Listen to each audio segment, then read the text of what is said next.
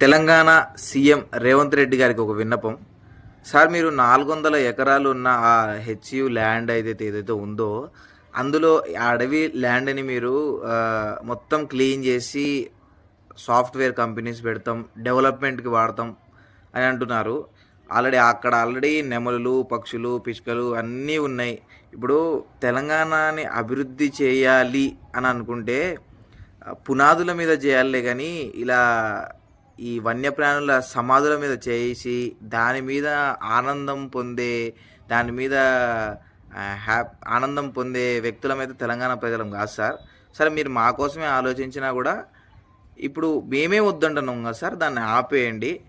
ఇంకొకటి సార్, ఇప్పుడు మీరు డెవలప్‌మెంటే చేయాలి అనుకుంటే, ఆ అడవి ప్రాంతం తీసుకుపోయి, ఆ అడవి ప్రాంతంలో క్లీన్ చేసి అక్కడ కంపెనీలు పెట్టేదెందుకు? 33 జిల్లాలున్నాయి. 33 జిల్లాల్లో గవర్నమెంట్ ల్యాబ్‌లున్నాయి. ఇప్పుడు ప్రతి డిస్ట్రిక్ట్‌కి ఇంతకుముందు గతంలో బీఆర్ఎస్ ప్రభుత్వం ఐటీ హబ్బులు పెట్టినట్టు ప్రతి డిస్ట్రిక్ట్‌కి, అట్లా ఇంకో 4 ఐటీ హబ్బులు ఇస్తే అందరం పోయి హైదరాబాద్‌లో గుత్త తెంగించుకోం కదండీ! హైదరాబాద్‌లో రూమ్ రెంట్లు అయన్నీ ఎవడు కడతాడండి? ఇప్పుడు ఖమ్మం, వరంగల్, మహబూబాద్ అక్కడక్కడ ఒక 2 కంపెనీలు పెట్టండి. ఎట్లా డెవలప్ అయ్యేది? ఆ డిస్ట్రిక్ట్‌లు కూడా డెవలప్ అయితాయి కదా!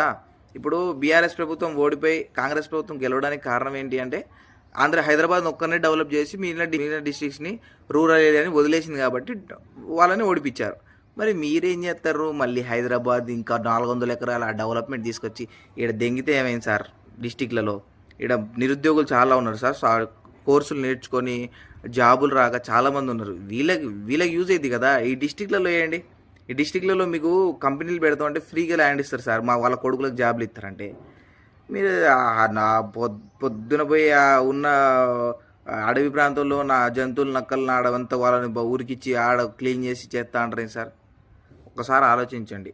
నాకు రేవంత్ రెడ్డి గారంటే చాలా అంటే చాలా రెస్పెక్ట్. Full respect. కానీ వాళ్ళ ఎమ్మెల్యేలలో నచ్చరులే గానీ, రేవంత్ రెడ్డి గారంటే చాలా ఇష్టం. ఎందుకంటే ఆయన చాలా టాలెంటెడ్ పర్సన్, తోపు పర్సన్ ఆయన.